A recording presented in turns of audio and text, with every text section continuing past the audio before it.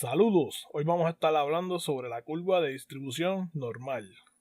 Los objetivos de esta unidad son comprender las características de la curva normal, comparar el modelo y cómo se aplica en la vida real, entender las aplicaciones que tiene la curva normal, entender el diseño y los contrastes de una media muestral, poder aplicar el diseño entre grupos y su contraste para dos medias muestrales, entender el diseño de muestreo y sus contrastes para dos proporciones muestrales y describir el diseño entre grupos y su contraste para dos proporciones muestrales. La curva de distribución normal, o como también se conoce como distribución Z, es una curva que es simétrica. El área bajo la curva va a ser igual a 1.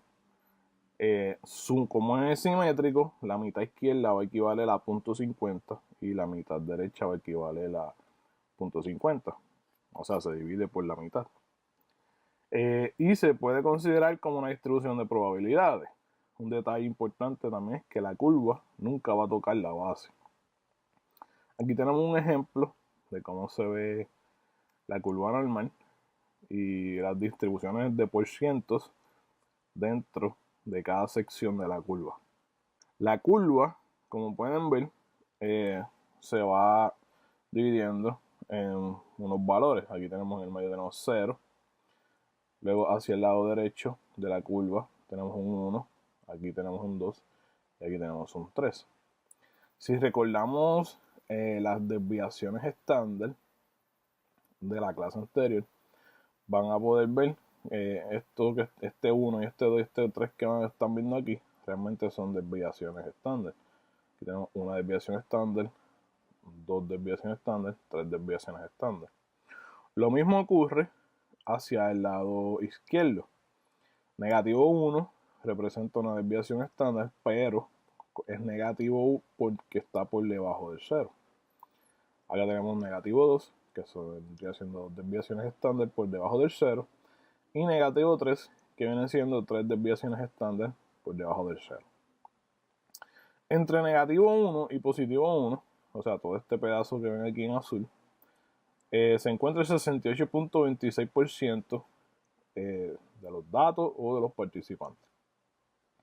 Entre dos desviaciones estándar vamos a encontrar el 95.44% y entre tres desviaciones estándar vamos a encontrar el 99.72%.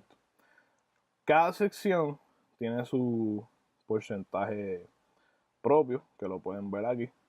¿Ven? Entre la desviación 1 y la 2 está el 13.59%. Igual va a ser en el lado de los negativos porque la curva es simétrica. Como les había mencionado, la curva normal es naturalmente simétrica. Las probabilidades de la mitad derecha van a corresponder también a lo que es la mitad izquierda.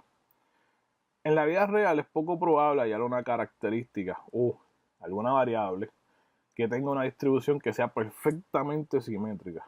Eso es bien poco probable que encontremos una variable que cumpla exactamente así. No obstante, algunas variables que tienen una tendencia a comportarse de forma parecida a lo que es la curva normal son la estatura, el peso y la inteligencia. Hay otras variables que tienen una tendencia a una distribución asimétrica, o sea que no es perfectamente simétrica, sino que rompe esa simetría. En este caso estamos hablando de variables como por ejemplo el ingreso o la población por edad. Este tipo de variables no tienen una distribución normal por lo general y se inclinan ya sea hacia la izquierda de la curva o hacia la derecha. Si las muestras son grandes, las distribuciones de muestreo van a tener una tendencia a normalidad. No obstante, eso no va a ser así para todas las variables.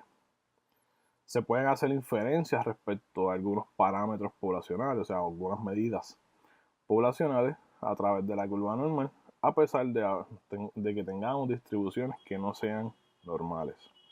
Si la característica bajo estudio, o sea, si la variable bajo estudio no se distribuye normalmente en el universo, el investigador debe por lo menos trabajar con muestras que no sean menores de 30 casos. Se ha determinado que a partir de 30 casos las distribuciones de muestreo se comienzan a aproximar a lo que es un modelo más estándar. Cuando digo un modelo más estándar me refiero a que empieza a verse cierta normalidad en la distribución de los datos cuando la comparamos con la curva normal. A mayor tamaño de las muestras, mejor será el grado del ajuste. Cuando a este tipo de ajuste se refiere a que más se va a ir pareciendo a lo que sería una curva normal. La curva normal suele utilizarse para la verificación de hipótesis, ya sea en el diseño de una muestra, o sea, cuando tenemos un solo grupo y queremos compararlo con algún valor, o ya sea en el diseño entre grupos. El diseño entre grupos se refiere a que tenemos dos grupos y vamos a estar comparando esos dos grupos a ver si hay alguna diferencia entre ellos. Aquí vemos tres curvas, todas son curvas normales. En esta curva de aquí es una curva de una sola muestra, donde la hipótesis, esto de aquí es hipótesis alterna, esta es la media poblacional. De aquí dice la media poblacional va a ser menor a la media poblacional 0. 0 se refiere, o sea, a la norma, que es este 0 que está aquí. Este es el valor crítico. Cuando digo valor crítico, me refiero a que nosotros necesitamos un punto de corte para poder comparar si la puntuación que obtenemos difiere de la normalidad. O sea, todo esto que está aquí es lo que consideramos la normalidad en este tipo de hipótesis. Y ese valor crítico nos va a decir si difiere de la norma o si es igual que la norma. Pues esta zona que está aquí, que es donde está el valor crítico, que va de aquí hacia la izquierda, en este caso, es la zona de rechazo.